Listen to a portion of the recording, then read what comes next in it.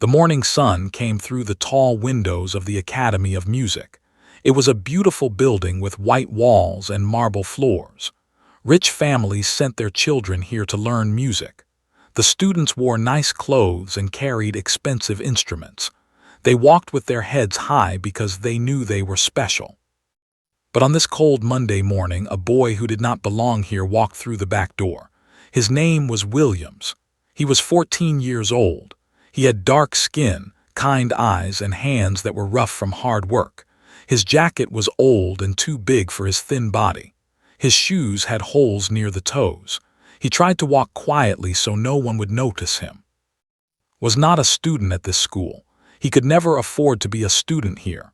His father, James Williams, worked as a janitor at the academy. James cleaned the floors, fixed broken things, and emptied the trash cans. He had worked here for 5 years. Today, he had to bring with him because there was no one else to watch the boy. His mother was very sick. She was in the hospital. The family had no money for a babysitter. So James told his son to stay quiet, stay hidden, and not touch anything. "Just sit in the storage room," his father said. "I will come get you when my work is done." Nodded, he was a good boy. He always listened to his father. He knew his family was going through hard times. His mother needed expensive medicine. His father worked 2 jobs to pay the bills, helped when he could. He never complained.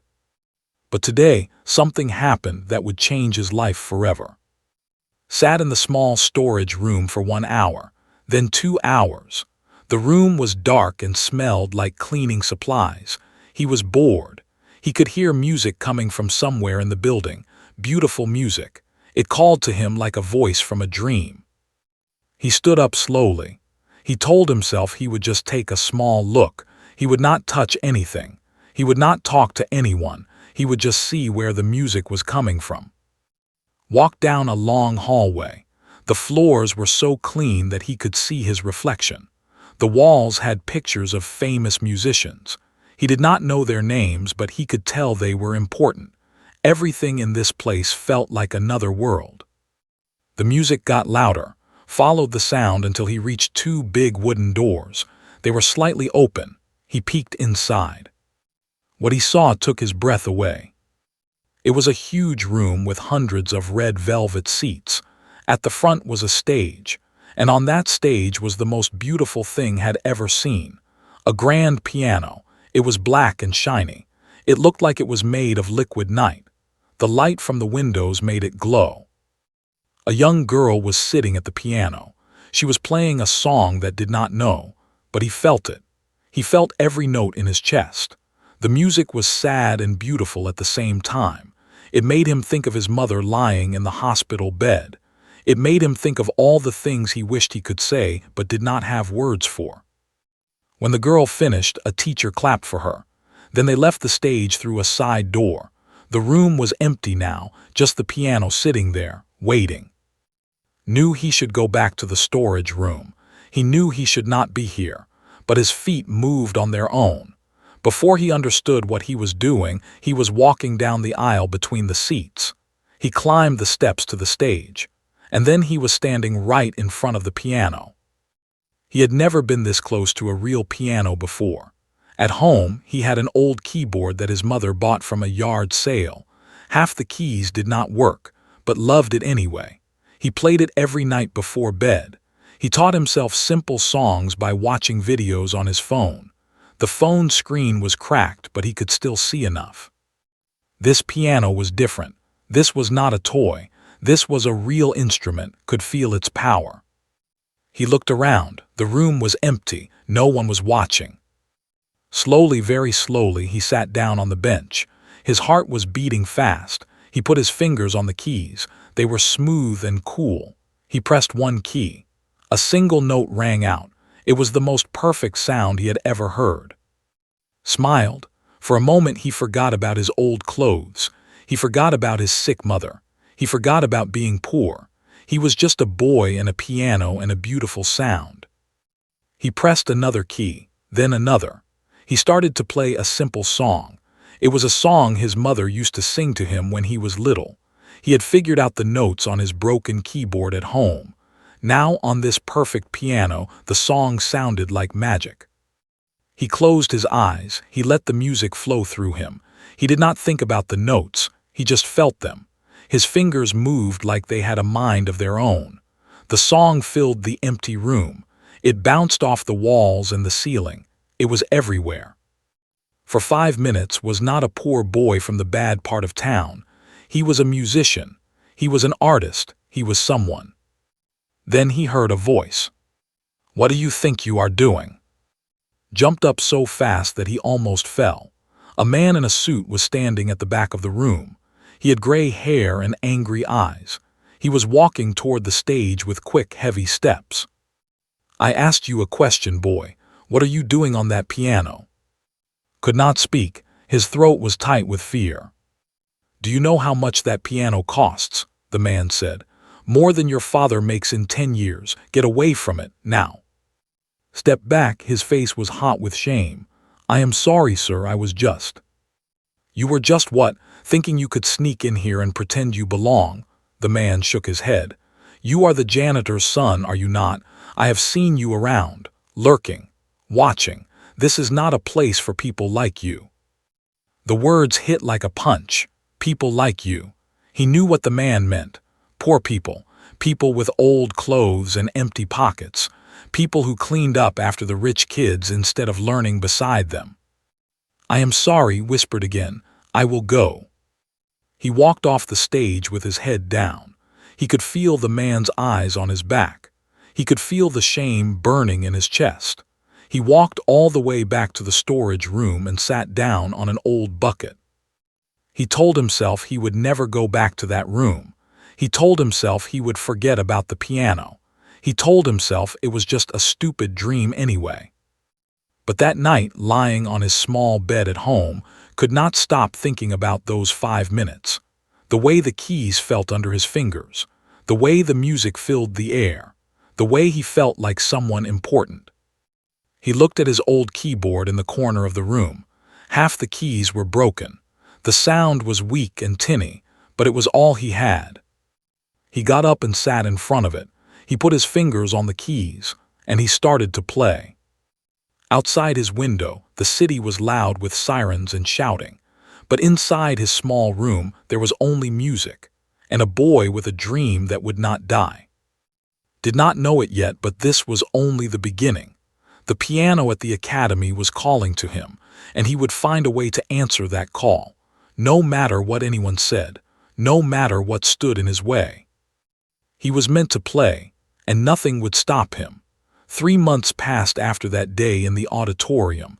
Tried to forget about the piano. He tried to focus on school and helping his father. He tried to be a normal boy living a normal life. But the piano would not leave his mind. Every night he dreamed about it. He saw the shiny black surface. He felt the smooth keys under his fingers. He heard the beautiful sound that filled the room. The dream was always the same, and every morning he woke up with an ache in his heart. His mother was still in the hospital. She was getting a little better, but the doctors said she needed more time, more medicine, more money. Visited her every Sunday. He held her hand and told her about his week. He never told her about the piano. He did not want to make her sad. "You look tired, baby," his mother said one Sunday. "Are you sleeping okay?" "Yes," Mama lied. "I am fine." But he was not fine. He was thinking about music all the time. He watched piano videos on his cracked phone for hours. He learned the names of famous pianists. He studied their hands, the way their fingers moved, the way they closed their eyes when they played. He wanted to be like them, but he had no teacher. He had no money. He had nothing but a broken keyboard and a dream. Then one day found a way. His father came home from work looking tired. "I have to work extra shifts this week," James said. "The academy has a big event coming up. I need to clean every room twice." Saw an opportunity. "Can I come with you, Dad? I can help." His father looked surprised. "You want to help me clean?" "Yes," said, "I want to help the family." His father smiled. It was a sad smile, but also a proud one. "Okay, son, you can come." So started going to the academy with his father. He helped mop floors and empty trash cans. He worked hard and never complained. But he was waiting for his chance. That chance came on a Thursday evening. The academy was empty. All the students had gone home. The teachers were in a meeting on the other side of the building. His father was cleaning the bathrooms on the third floor. Walked to the auditorium. His heart was beating so fast he thought it might explode. He pushed open the big wooden doors. The piano was there, waiting for him in the darkness. He walked to the stage. He sat down at the bench. He put his fingers on the keys. And he played. It was not perfect. He made many mistakes. His fingers were stiff and clumsy, but he did not care. He was playing a real piano again. The sound filled the room like water filling a glass. It was beautiful. He played for 10 minutes. Then he heard footsteps in the hallway. He jumped up and ran off the stage. He hid behind the seats until the footsteps passed. Then he slipped out the door and went back to help his father. That night could not stop smiling. From that day on had a secret. Every time he came to the academy with his father, he found a way to sneak into the auditorium. Sometimes he only had 5 minutes. Sometimes he had 20, but every minute was precious. He taught himself to read music by watching videos. He learned scales and chords. He practiced the same songs over and over until his fingers knew them by heart. At home, he drew a piano keyboard on a big piece of paper. He practiced on the paper keyboard when he could not be at the real one. He imagined the sounds in his head. His fingers got stronger. His playing got better.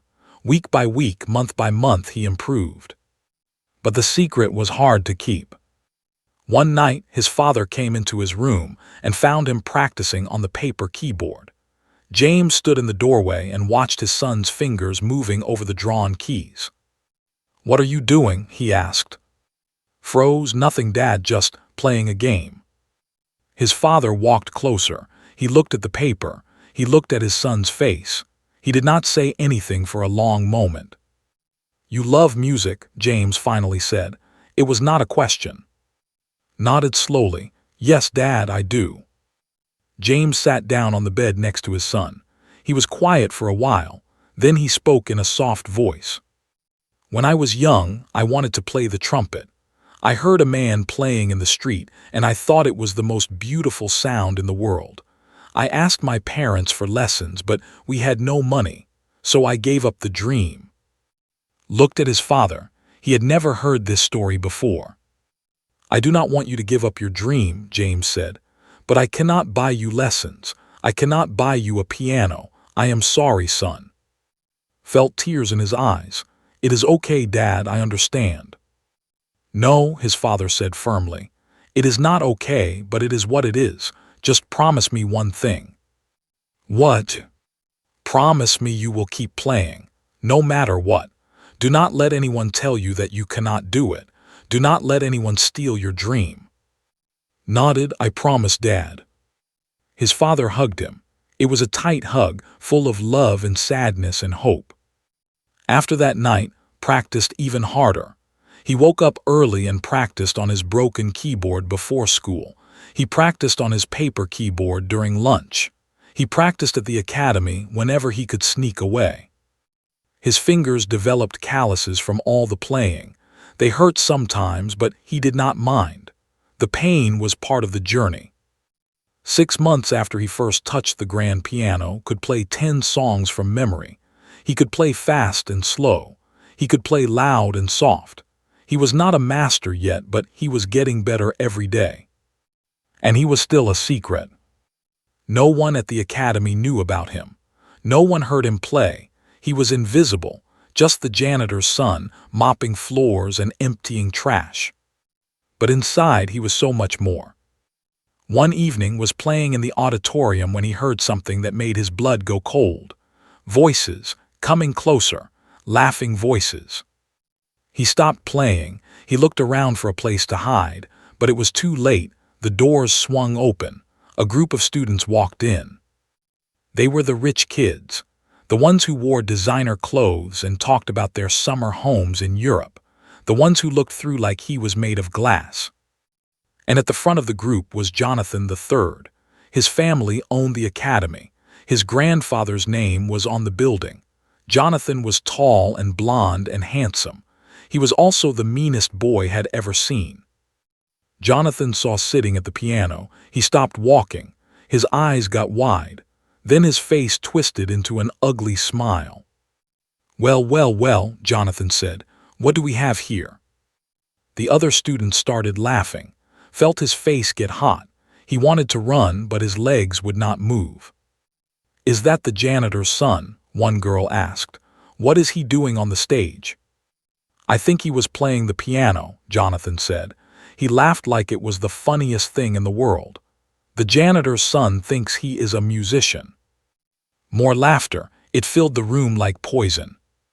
Finally found his voice. "I was just leaving," he said quietly. "Oh no," Jonathan said. "Do not leave yet. Play something for us. Show us what you have got." His friends laughed even harder. They took out their phones. They started recording. Looked at their faces. He saw cruelty. He saw mockery. He saw everything he hated about the world. He stood up from the bench. He walked off the stage. He walked past the laughing students without looking at them. "That is right," Jonathan called after him. "Go back to your mop, piano boy." Walked out of the auditorium. He walked down the hallway. He walked until he found a dark corner where no one could see him. And then he cried. He cried for himself. He cried for his father. He cried for every poor kid who ever dared to dream of something better. But even through the tears, he could hear his father's voice in his head. "Do not let anyone steal your dream." Wiped his eyes. He took a deep breath. He made a decision. He would not quit. He would not give up. He would keep playing. And one day he would show them all. The video spread like wildfire. By the next morning, everyone at the academy had seen it. Jonathan and his friends had posted it online with the caption, "Janitor's son thinks he can play piano. LOL." The video showed sitting at the grand piano, his old clothes, his worn shoes, his dark hands on the white keys, and then the laughter, the cruel, mocking laughter that seemed to go on forever. Did not know about the video until he walked into school the next day. He went to a public school across town, not the fancy academy. But somehow, the video had found its way there too. "Hey, piano boy," someone shouted in the hallway. Kept walking. He did not look back. "Play us a song, piano boy." Another voice, more laughter. Walked faster. His face was burning. His eyes were stinging. He just wanted to disappear. In class, he could not focus. He kept seeing their faces. Jonathan's ugly smile. The phones pointed at him like weapons. The way they laughed like he was nothing. After school, walked home alone. He took the long way so he would not have to see anyone. When he got home, he went straight to his room and closed the door. He sat on his bed and stared at the wall. He did not cry this time. He was too tired to cry. He was too tired to feel anything. That night his father came home late. James looked exhausted. He had dark circles under his eyes. "I heard what happened," his father said softly. "One of the other janitors showed me the video." Did not say anything. "I am sorry, son," James said. "I am so sorry." "It is not your fault, Dad." "I know, but I wish I could protect you from people like that. I wish I could give you a better life." Looked at his father. James Williams was not a big man. His hair was turning gray. His back was bent from years of hard work, but he was the strongest person knew. "I do not want to go back there," said. "To the academy. I do not want to see them again." His father sat down on the bed. He put his hand on shoulder. "I understand," James said, "and I will not force you, but I want to tell you something first." Waited. "When I was young," his father began, "I worked at a factory. The boss was a mean man. He called me names. He made fun of my clothes, my hair, the way I talked. Every day I wanted to quit. Every day I told myself I would never go back. But you did go back, said. Yes, I did. Do you know why? Shook his head. Because quitting would have let him win. He wanted me to leave. He wanted me to feel small and worthless. If I quit, he would know that he had power over me. But if I stayed, if I kept working hard and held my head high, then he had no power at all. James looked into his son's eyes. Those rich kids want you to quit. They want you to feel ashamed of who you are. They want you to believe that you do not belong. But that is a lie. You belong wherever your talent takes you, and no one can take your talent away. Felt something stir inside him, a small flame that had almost gone out. His father's words were like oxygen, making the flame grow brighter. But they were laughing at me, Dad. Everyone saw the video. Let them laugh, James said. Laughing is easy.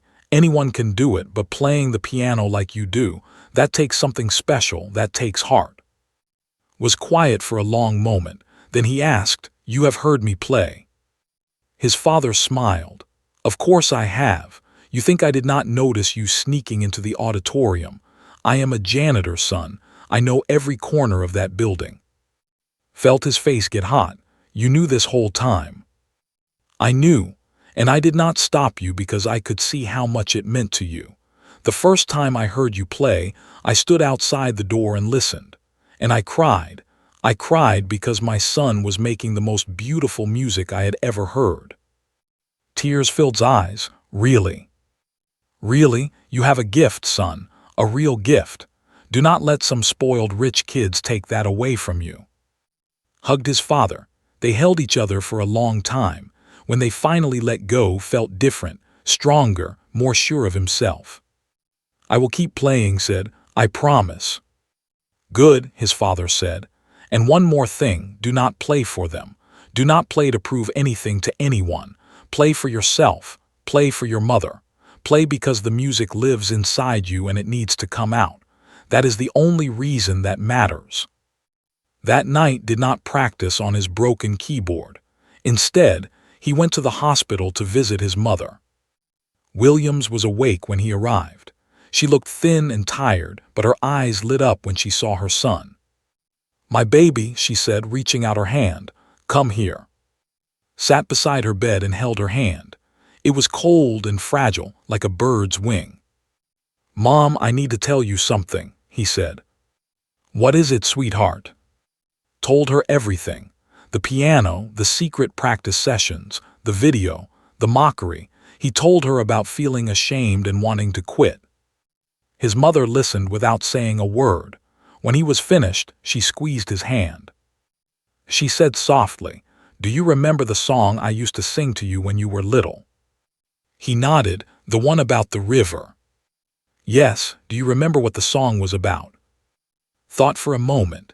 It was about water flowing over rocks. No matter what stands in the way, the water keeps going. His mother smiled. That is right. The water does not fight the rocks.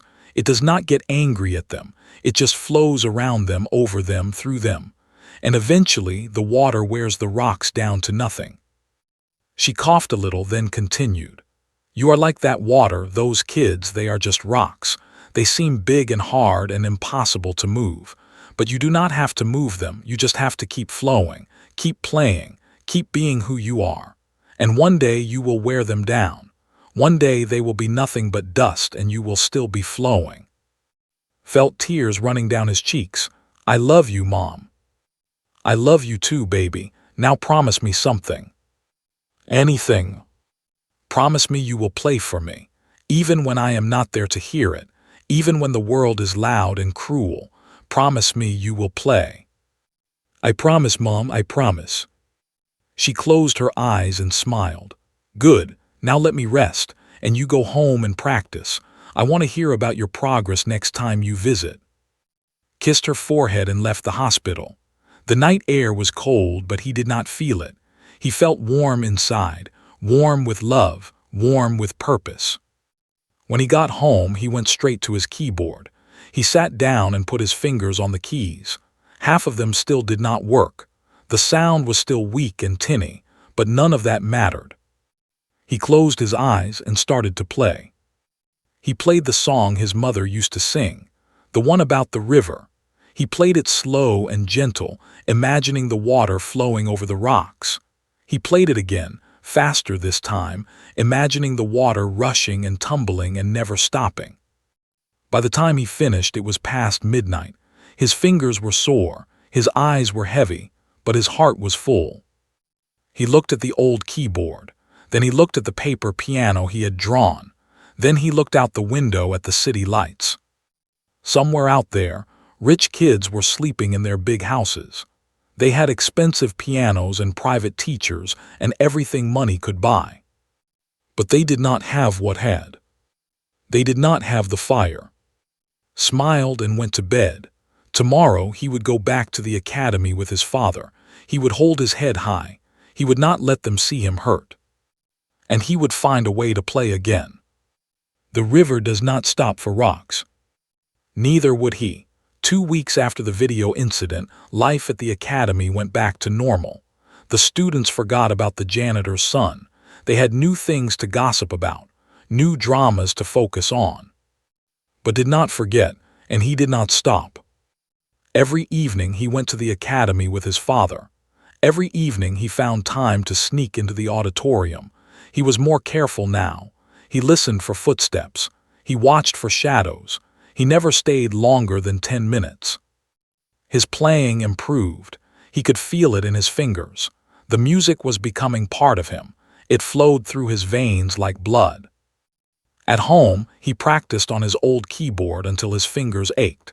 He watched videos of great pianists and studied their techniques. He learned about rhythm and tempo and dynamics. He learned how to make the music breathe. One night he started composing his own song. It came to him in pieces, a melody here, a chord there. Slowly the pieces came together like a puzzle. The song was about his life, about being poor, about feeling invisible, about loving something so much that it hurt. He called the song Rising. Every day walked through the academy with his head down and his mop in his hand. The students walked past him like he was furniture. They did not see him. They did not care about him. But that was okay, was used to being invisible, and he was planning something that would make everyone see him. Then came the announcement. It was a cold morning in November. Was emptying trash cans in the main hallway when he saw the poster. It was big and shiny, with gold letters and a picture of a grand piano. The HARTWELL Academy Winter Showcase. The most prestigious musical event of the year, featuring our most talented students, performing for donors, talent scouts, and music industry leaders. One night only. December 15th. Stared at the poster. His heart started beating faster. He had heard about the Winter Showcase. It was the biggest event of the year. Only the best students got to perform. Famous people came to watch. Sometimes they offered scholarships and recording contracts. But there was something else on the poster, something that made stop breathing. New this year, one community performer slot. Open auditions on November 20th. All are welcome to try out. Read the words 3 times to make sure he understood. Open auditions. All are welcome, even him. For a moment he let himself imagine it, standing on that stage, playing his song, showing everyone what he could do. Then reality crashed back in. He was the janitor's son, the boy in the video, the one they all laughed at. If he showed up to audition, they would mock him even more. They would make another video. They would destroy him. But another voice in his head spoke up, his father's voice, his mother's voice. Do not let them steal your dream. The river does not stop for rocks. Looked at the poster one more time, then he went back to work. That night, he told his father about the showcase. I saw the poster, James said. I was wondering when you would bring it up. What do you think, Dad? Should I try out? His father was quiet for a moment. Then he said, What do you want to do? I want to play, said. I want to show them, but I am scared. Being scared is normal, his father said. Brave people are not people who feel no fear. Brave people are people who feel fear and do the thing anyway. Nodded slowly. So you think I should do it? I think you should do whatever feels right in your heart, but I will tell you this. If you do not try, you will never know what could have happened, and that regret will stay with you forever. At least if you try and fail, you will know you gave it your best. That night made his decision. He would audition for the winter showcase. The next day, he went to the main office during his lunch break at school. He had to take 2 buses to get to the academy. He walked through the front door for the first time ever. Usually, he came through the back with his father. The woman at the front desk looked at him with suspicious eyes. "Can I help you?" she asked. "I am here to sign up for the audition," said. His voice was shaking a little. "For the community performer slot." The woman's eyebrows went up. "The auditions, are you sure?" "Yes, ma'am." She looked him up and down. She saw his old clothes, his worn shoes. She probably guessed who he was. "Name?" she asked. "Williams." She wrote his name on a piece of paper. "The auditions are on November 20th at 4 o'clock. Do not be late." "Thank you, ma'am." Walked out of the office with his heart pounding. He had done it. He had signed up. There was no going back now. Word spread fast. By the next day, everyone at the academy knew that the janitor's son had signed up for the showcase auditions. Heard the whispers when he walked through the halls with his mop. He saw the pointing fingers and the smirking faces. Jonathan the third was the worst. "Did you hear?" Jonathan said loudly to his friends, making sure could hear. "The mop boy thinks he is going to perform at our showcase. This is going to be hilarious." His friends laughed. "He is going to embarrass himself in front of everyone, again." "We should sell tickets," another boy said. "The Piano Boy comedy show." Kept mopping. He did not look up. He did not say a word. But inside he was burning. The days before the audition were hard. Posters appeared around the academy. Not official posters, handmade ones. They had a picture from the video with words like "The Janitor's Prodigy" and "Know Your Place." Someone put one on the door of the storage room where waited for his father. Tore it down. The next day there was another one. He tore that one down too. His classmates at his regular school heard about the audition. Some of them made fun of him, but a few surprised him. "I think it is cool that you are trying out," a girl named said. "Most people are too scared to go after what they want. You are brave." "Thanks," said surprised. "Just do your best," said. "That is all anyone can do." Practiced harder than ever. Every night he played until his fingers were numb. He perfected his song, Rising. He knew every note, every pause, every breath. 3 days before the audition, he visited his mother in the hospital. She was looking a little better. There was more color in her cheeks. She even sat up when he came in. "I heard about the audition," she said with a smile. "Your father told me." "Are you mad, Mom?" "Mad? Why would I be mad?" "Because I did not tell you myself. Because I might fail, because—" His mother held up her hand. "Stop right there, Williams. You listen to me." Fell silent. "You could never disappoint me," his mother said. "Never. I am proud of you for trying. I am proud of you for being brave. Win or lose, you are already my champion." Felt tears in his eyes. "What if I mess up, Mom? What if I freeze on stage? What if they laugh at me again?" His mother smiled gently. "Then they laugh. And then you get up the next day and keep going. One bad moment does not define your whole life. One room full of mean people does not represent the whole world. There are people out there who will see your talent and love it. You just have to find them." She reached out and touched his face. "And no matter what happens, I will be with you. In here," she pointed at his heart. "I will always be with you."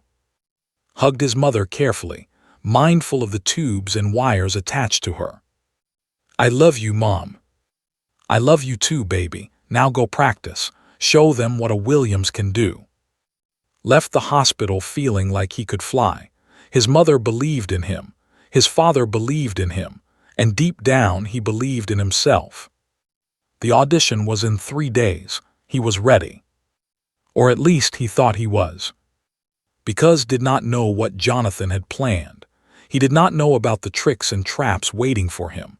He did not know that his biggest challenge was still to come. All he knew was the music, and for now that was enough. The day of the audition arrived cold and gray. November rain fell from the sky like tears. Stood at the bus stop, waiting for the bus that would take him to the academy. He was wearing his best clothes. They were not fancy.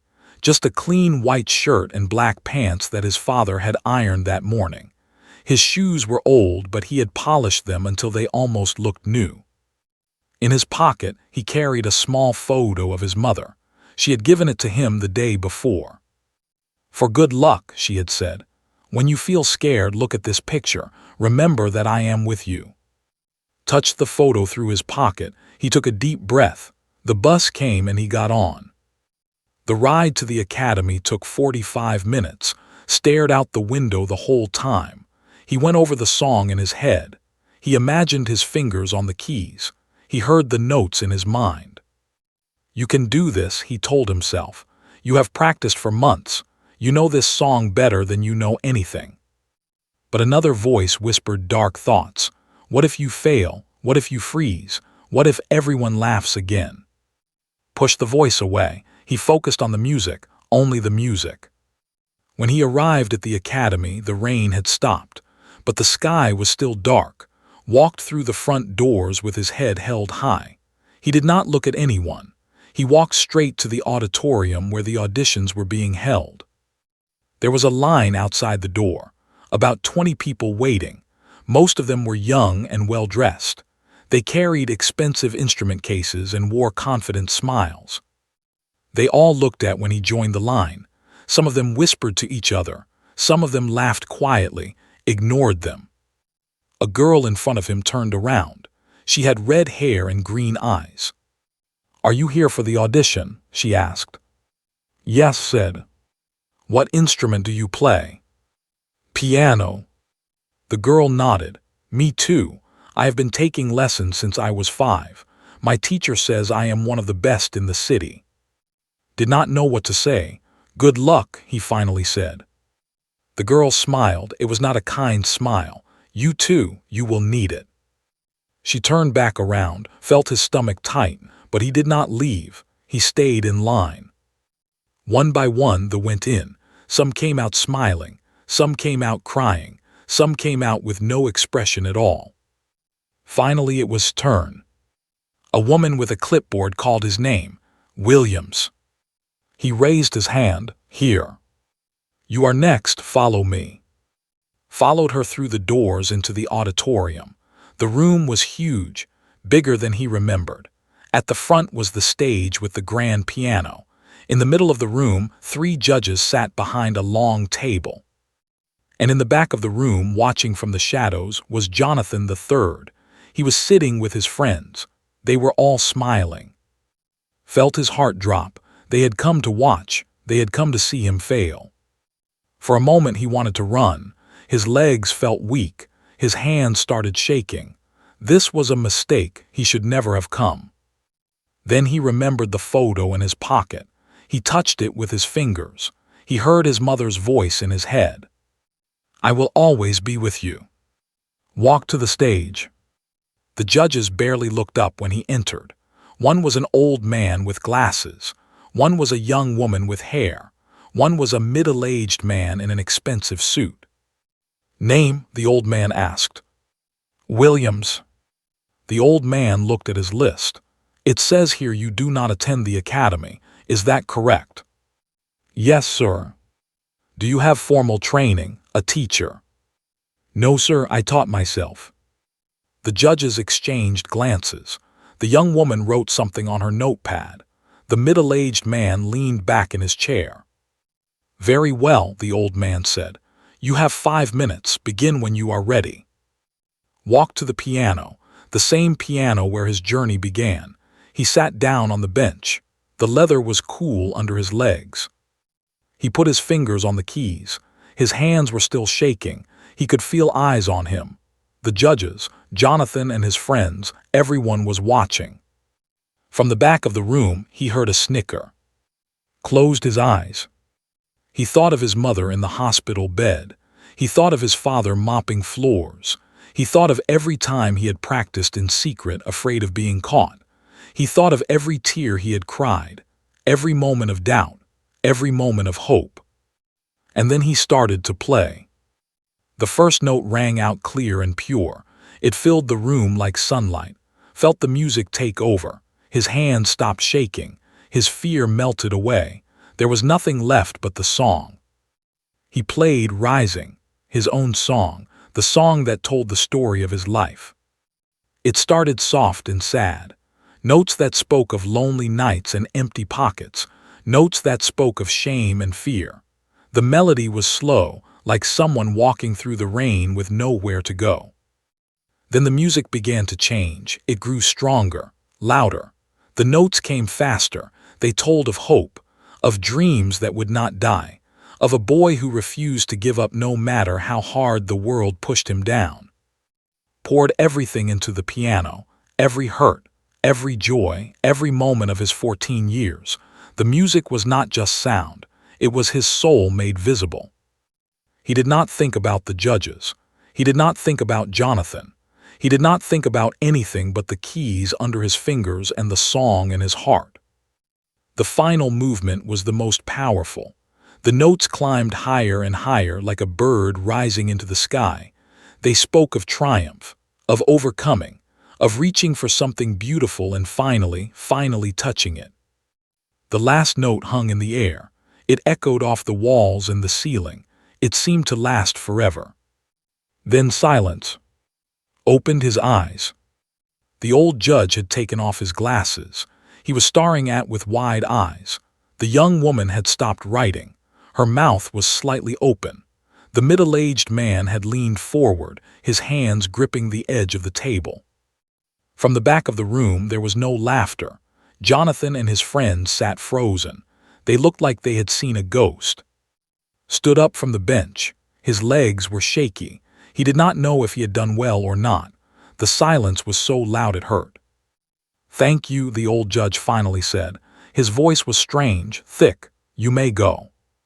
Nodded, he walked off the stage. He walked past the judge's table. He walked toward the door. Just before he reached it, the young woman spoke. "Mr. Williams." Stopped, he turned around. "Yes." The woman looked at him with something in her eyes that he had never seen before. Respect. "That was remarkable," she said simply. Felt his heart swell. "Thank you," he whispered. He walked out of the auditorium. His legs carried him down the hallway, out the front door, into the cold November air. And then he started to cry. Not sad tears, happy tears, relieved tears, tears that had been building for months and finally needed to come out. He had done it, he had played his song. He had not frozen, he had not failed. Whatever happened next, he had proven something to himself. He was not just the janitor's son. He was not just the poor boy from the bad part of town. He was a musician. 3 days later, a letter arrived at his apartment. His father handed it to him with shaking hands. The envelope had the Academy logo on it. Opened it slowly. He read the words inside. "Dear Mr. Williams, congratulations. You have been selected as the community performer for the Winter Showcase. Please report to the Academy on December 14th for rehearsal. We look forward to your performance. Sincerely, the Academy Selection Committee." Read the letter 3 times, then he showed it to his father. James Williams looked at the letter, then he looked at his son. Tears streamed down his weathered face. "You did it," he said. "My boy, you did it." They hugged each other in the small kitchen of their small apartment. Outside, the city was loud and gray, but inside there was only joy. Was going to perform at the Winter Showcase. And nothing would stop him now. Or so he thought. The news of selection spread through the academy like fire. Most of the students were shocked, some were angry, a few were impressed, but Jonathan III was furious. "This is ridiculous," Jonathan said to his friends at lunch. "The janitor's son is going to perform at our showcase, in front of all those important people. This will ruin everything." "What can we do about it?" asked one of his friends. "The judges already picked him." Jonathan's eyes narrowed. "We will think of something." For the next 2 weeks, practiced harder than ever. The academy gave him permission to use a practice room every day after school. It was a small room with an old upright piano, not as nice as the grand piano in the auditorium, but did not mind. He was grateful for any chance to play. He perfected his song. He played it 100 times, 1,000 times. He knew every note by heart. He could play it with his eyes closed. He could play it in his sleep. His father was proud.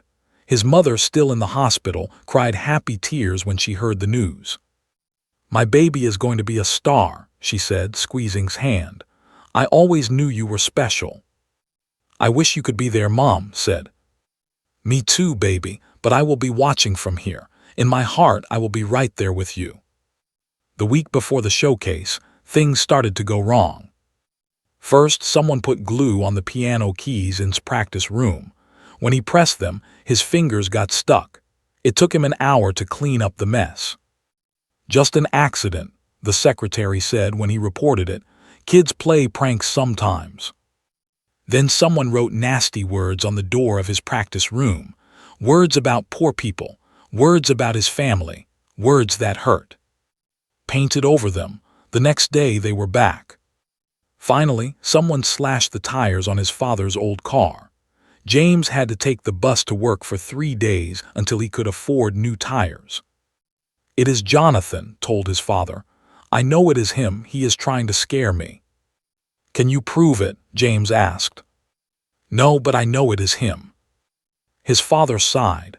"Then we cannot do anything about it, but we can refuse to let it work. Do not let him see that he is getting to you. That is what he wants." Tried to stay strong. He focused on his music. He ignored the whispers and the looks. He told himself that the showcase was all that mattered.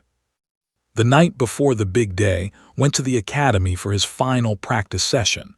Tomorrow was the rehearsal. The day after was the showcase itself. He walked to his practice room. The hallway was dark and empty. Everyone had gone home. His footsteps echoed on the marble floor. When he reached the practice room, he found the door open. That was strange. He always locked it. He stepped inside and turned on the light. His heart stopped. The room was destroyed. The music stand was knocked over.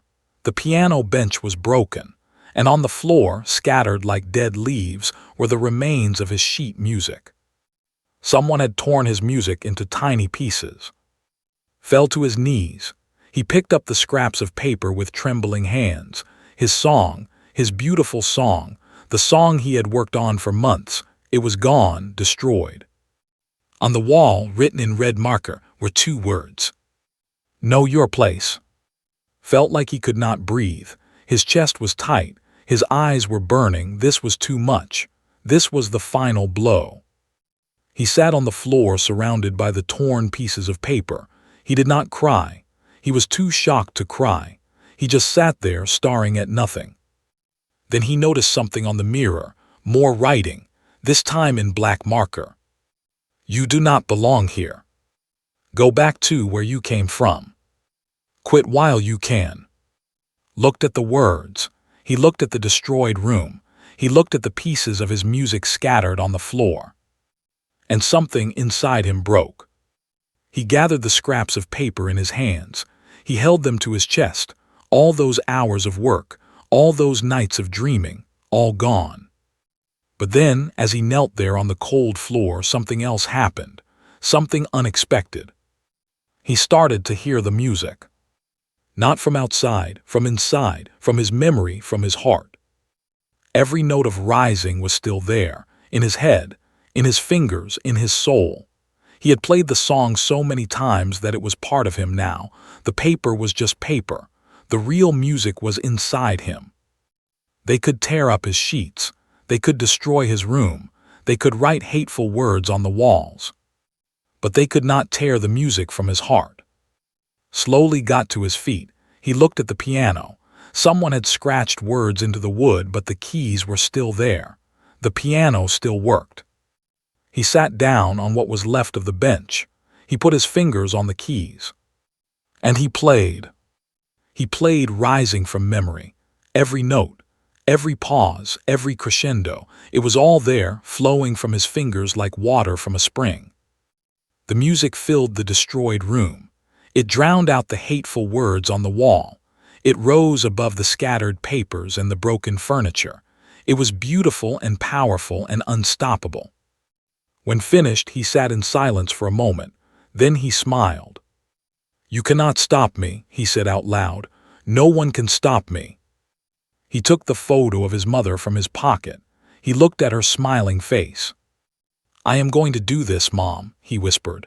"For you, for Dad, for everyone who ever dreamed of something better." Cleaned up what he could. He threw away the torn papers. He pushed the broken furniture to the side. He wiped the words off the mirror with his sleeve. Then he left the room and walked home. That night he did not practice. He did not need to. He knew his song by heart. Instead, he sat by the window and looked at the stars. Tomorrow was the rehearsal.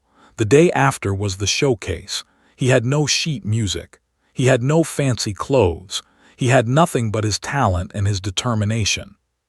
But that was enough. That had always been enough. The next morning woke up early. He put on his best clothes.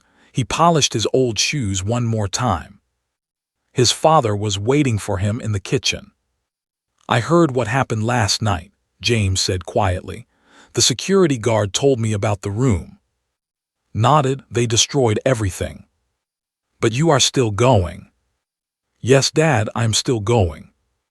His father smiled. It was a proud smile full of love. "That is my son, that is my boy." He handed something, a small box. "What is this?" asked.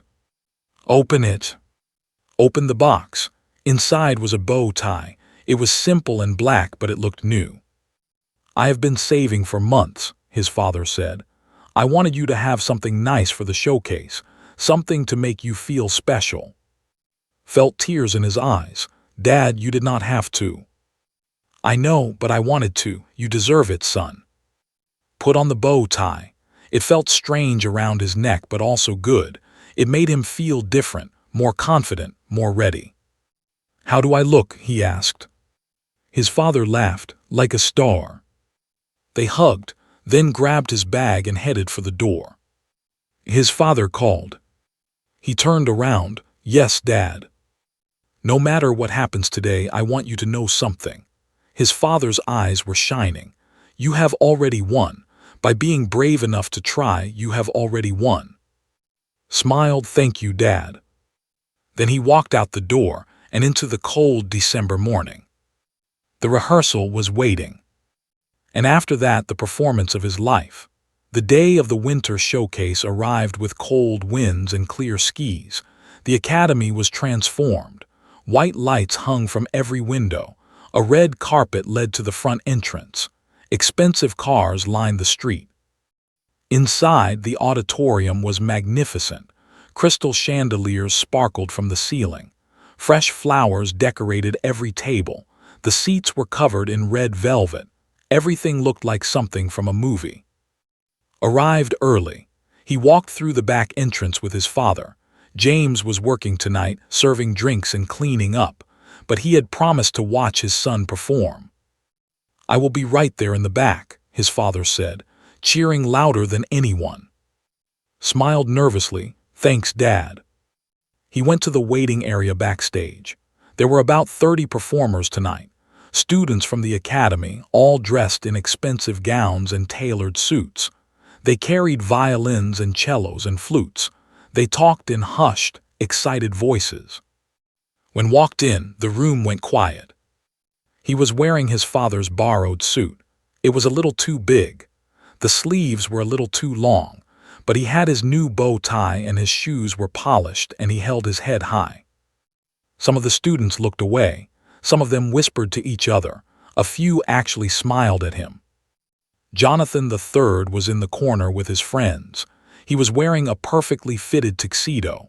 His blonde hair was slicked back. He looked like a young prince. When he saw, his face twisted into an ugly smirk. "Look who showed up," Jonathan said loudly. "I thought for sure you would quit after what happened to your practice room." Did not respond. "Oh, that is right," Jonathan continued. "You do not have your sheet music anymore. How are you going to play without your papers, Mop Boy?" His friends laughed. Looked Jonathan straight in the eyes. "I do not need the papers," he said calmly. "The music is in my heart." Jonathan's smirk faltered for just a moment, then he laughed again. "We will see about that." A woman with a clipboard came in. "Places, everyone. The show starts in 30 minutes. The performers lined up according to the schedule. Was last on the list. The community performer always went last. The show began. One by one, the students took the stage and performed. A girl played a beautiful piece on the violin. A boy sang an opera song that made people clap. A group performed a jazz number that had everyone tapping their feet. They were all good. Some of them were great. Watch from the wings, feeling his heart beat faster and faster. The audience was full of important people. Men in suits worth more than apartment. Women in gowns covered with diamonds. Music executives, talent scouts, journalists, everyone who mattered in the music world. In the front row sat the family. Jonathan's grandfather, the founder of the academy, sat in the middle. He was old and stern, with white hair and cold blue eyes. Jonathan performed near the end. He played a classical piece on the piano. His technique was perfect. His timing was flawless. When he finished, the audience applauded politely. Jonathan took a bow and walked off stage. As he passed, he whispered, "Top that, Mop Boy." Then came the moment had been waiting for. "And now," the announcer said, "our final performer of the evening. This year we are proud to present a community performer selected from open auditions. Please welcome to the stage, Williams." There was a pause, then polite, uncertain applause. Stepped out from behind the curtain. The lights were so bright they nearly blinded him. The audience was a sea of faces, all staring at him, judging him. He walked to the center of the stage. The grand piano was waiting. The same piano where he had played his first note. The same piano where he had been caught and humiliated. The same piano that had started everything. He sat down on the bench. The leather was warm now, heated by the lights. He adjusted his bow tie. He looked at the keys. For a moment, panic seized him. The audience was so big. The stakes were so high. What if he forgot the notes? What if his fingers slipped? What if Jonathan was right and he did not belong here? Then he reached into his pocket and touched his mother's photo. "I will always be with you." Closed his eyes, he took a deep breath, and he began to play. The first note broke the silence like a sunrise breaking the night. It was clear and pure and beautiful. It filled the auditorium like light filling a dark room. Played rising. He started soft and slow. The melody was sad, like a lonely child looking through a window at the rain. The notes spoke of empty pockets and empty bellies. They spoke of cold nights and cruel words. They spoke of being invisible, of feeling worthless, of wondering if dreams were only for other people. The audience listened in perfect silence. No one moved, no one breathed. Then the music began to change. The tempo increased. The notes grew stronger. The sadness was still there, but now there was something else. Hope, determination, a refusal to give up no matter how hard the world pushed. Let himself feel everything. The pain of being mocked, the joy of making music, the love of his parents, the fear of failure, the courage to try anyway. He put all of it into the keys. The melody climbed higher. It was not sad anymore. It was triumphant. It was the sound of someone standing up after being knocked down. It was the sound of a seed breaking through hard ground to reach the sun. It was the sound of rising. Tears began to roll down faces in the audience. A woman in the third row pulled out a handkerchief. A man in the fifth row wiped his eyes with his sleeve. Even the stern-faced executives in the back were moved. In the front row, old Mr. leaned forward. His cold blue eyes were wet. Jonathan sat frozen, his face pale. His smirk was gone. His confidence was gone. He stared at like he was seeing a ghost. The final movement was the most powerful. The notes came fast and furious, a waterfall of sound. Then they slowed, they softened, they became gentle like a lullaby. The last note hung in the air. It echoed off the walls and the ceiling and the chandeliers. It seemed to last forever. Then silence. Opened his eyes. His face was wet with tears. His hands were trembling. He looked at the audience. For a moment, nothing happened. Then someone stood up. It was the woman in the third row. She started clapping, hard. Then the man next to her stood up. Then the whole third row. Then the fourth row. Then the fifth. The applause grew like a wave. It crashed over the auditorium. It was deafening. It was beautiful. The entire audience was on its feet, standing ovation for the janitor's son. In the back of the room, by the service door, stood James Williams. He was wearing his janitor's uniform. He was supposed to be working, but he could not move. Tears streamed down his weathered face. And next to him, in a wheelchair, was Williams' mother. She had checked herself out of the hospital that afternoon. She had made James push her wheelchair all the way from the parking lot. She was weak and pale and probably should not have left her bed. But she was there. She was watching her son. Saw her through the crowd. His heart nearly burst. "Mom," he whispered. She smiled at him. She raised her thin hand and waved, and she mouthed 3 words. "That is my baby."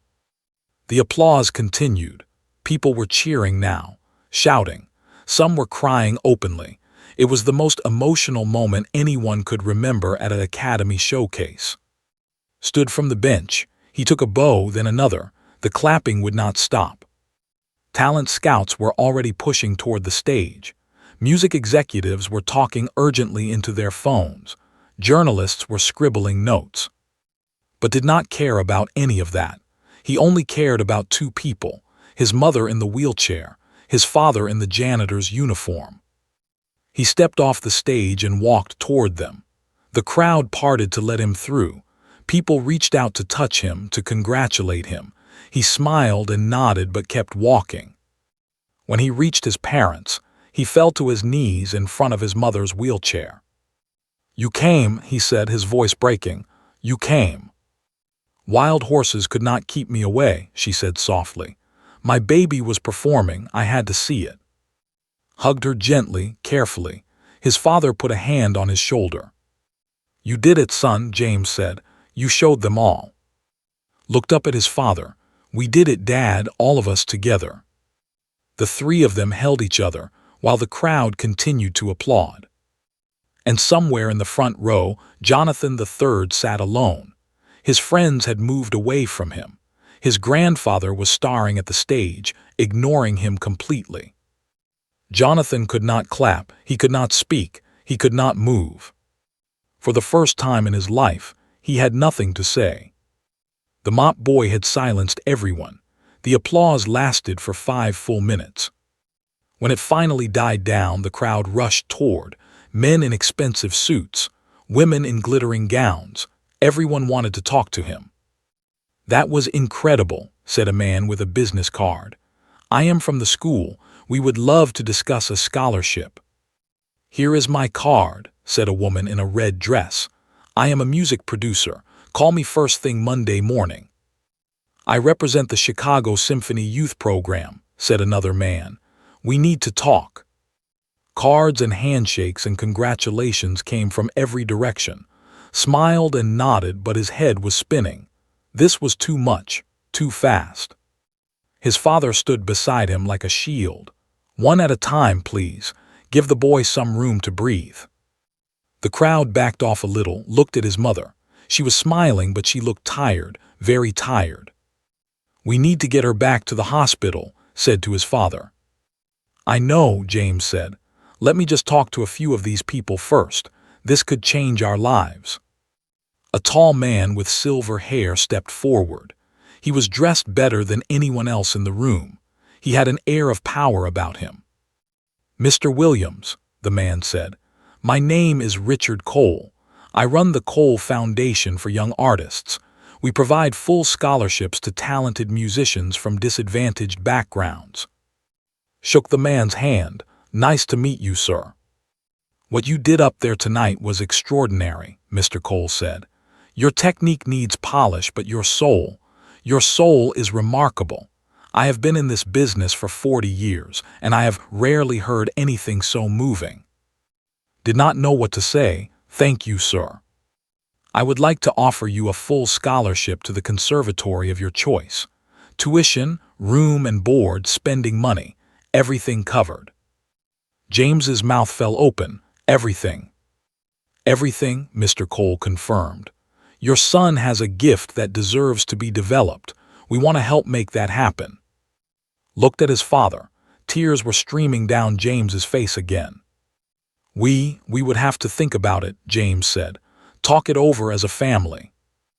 "Of course," Mr. Cole said. "Here is my card. Call me when you are ready." He handed James a gold-embossed business card and walked away. For a moment, and his father just looked at each other. Then they started laughing. It was the kind of laughter that comes from shock and joy and relief all mixed together. "A full scholarship," James whispered. "My boy, you did it." "We did it, Dad." They hugged again. The crowd continued to buzz around them but did not care. He only cared about this moment, this feeling of impossible victory. Then a voice cut through the noise. "Excuse me." Turned, old Mr. was standing behind him, the founder of the academy, Jonathan's grandfather. Felt his body tense up. Was this man going to yell at him, tell him he did not belong here? But the old man did not look angry. He looked ashamed. "May I speak with you privately?" Mr. asked. Looked at his father. James nodded slowly. "Okay," said. They walked to a quiet corner of the room. Mr. leaned on his cane and looked at with tired old eyes. "I owe you an apology," the old man said. Was surprised. "You do?" "My grandson Jonathan has told me what he did. The video, the posters, the sabotage, he told me everything." Did not respond, he just waited. "I built this academy 60 years ago," Mr. continued. "I wanted to create a place where talented young people could learn and grow. I wanted to give opportunities to those who deserved them." He paused, shaking his head. Somewhere along the way, things changed. The academy became a place for rich families to show off their children. We forgot about talent. We forgot about passion. We forgot about what really matters. The old man looked at with something like respect. "What you did tonight reminded me of why I started this school in the first place. You do not come from money or privilege. You taught yourself. You faced ridicule and sabotage. And still, you played the most beautiful music I have heard in years." Felt his throat tighten. "Thank you, sir." "No," Mr. said. "Thank you. You reminded an old man of what he had forgotten." He reached into his pocket and pulled out an envelope. "I want you to have this." Opened the envelope. Inside was a check. The number made his eyes go wide. "This is for your mother's medical bills," Mr. said. "Consider it a gift from the academy, from me." Stared at the check. It was enough to cover everything, all the bills, all the medicine, everything. I cannot accept this," said, his voice shaking. "You can and you will," the old man said firmly. "It is the least I can do. My family caused you pain. Let us help you now." Tears rolled down his cheeks. "Thank you, sir. Thank you so much." Mr. nodded. Then he did something unexpected. He held out his hand. Shook it, the old man's grip was weak, but his eyes were strong. You have a bright future, Williams. Do not let anyone tell you otherwise. With that, Mr. walked away. Stood alone for a moment, holding the check in his trembling hands. Then he walked back to his parents. His mother saw his face. What is wrong, baby? What happened? Showed her the check. His father looked at it. His mother looked at it. For a long moment, no one spoke. Then William started to cry. We can pay the bills, she whispered. We can pay everything. James put his arms around his wife and son. The three of them stood together, crying and laughing and holding each other. The crowd flowed around them. The party continued, but did not care about any of it. He had everything he needed right here. Later that night, after his mother was safely back at the hospital and the excitement had died down, walked out of the academy alone. The night was cold and quiet. Stars sparkled overhead. The city stretched out before him, full of lights and shadows. He walked to the front of the building and looked up at the name carved in stone. HARTWLL Academy of Music. A voice came from behind him. You got lucky. Turned, Jonathan was standing there, his hands in his pockets. His face was pale. His eyes were red. Excuse me, said. I said you got lucky, that performance, the standing ovation, the scholarships, all of it just luck. Looked at Jonathan for a long moment. He saw a boy who had everything and valued nothing. A boy who was so afraid of being ordinary that he had to tear others down to feel special. Felt something he did not expect, pity. Maybe it was luck, said quietly. Or maybe it was all those nights I practiced in secret, all those times I played on a broken keyboard while you slept in your fancy bed, all those moments I refused to quit, even when you did everything you could to stop me. Jonathan's face twisted. You think you are better than me? No, said. I do not think I am better than anyone, but I do know one thing. What? You had every advantage in the world. Money, teachers, the best instruments, and still I outplayed you tonight. Not because I am smarter or more talented, but because I wanted it more. I needed it more. Jonathan had nothing to say. You tried to break me, continued. You tore up my music. You wrote cruel words on the walls. You did everything you could to make me quit, but it did not work. Do you know why? Jonathan shook his head. Because the music is not in the paper, it is not in the piano, it is in here, pointed to his heart. And you cannot touch that, no one can. Jonathan stood there silent. For the first time, he looked like the small person he really was. Turned to leave. Then he stopped and looked back one more time. One more thing, he said. If you ever want to be a real musician, stop trying to tear other people down.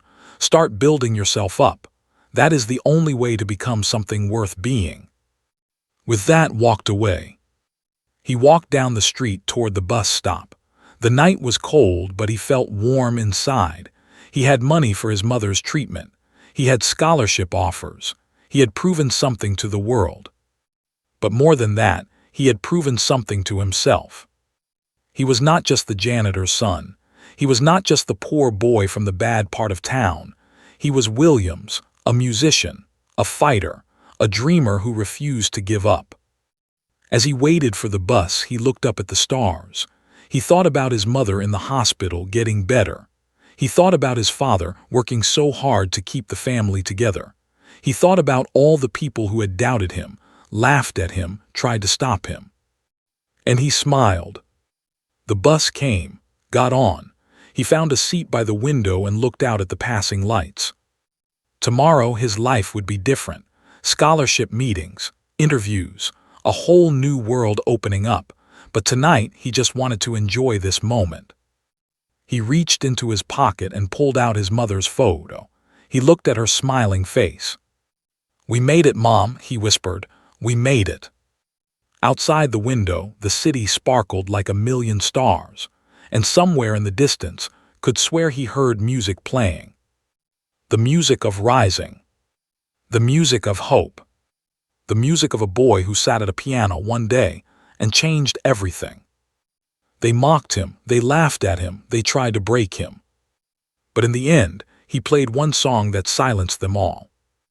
And that made all the difference.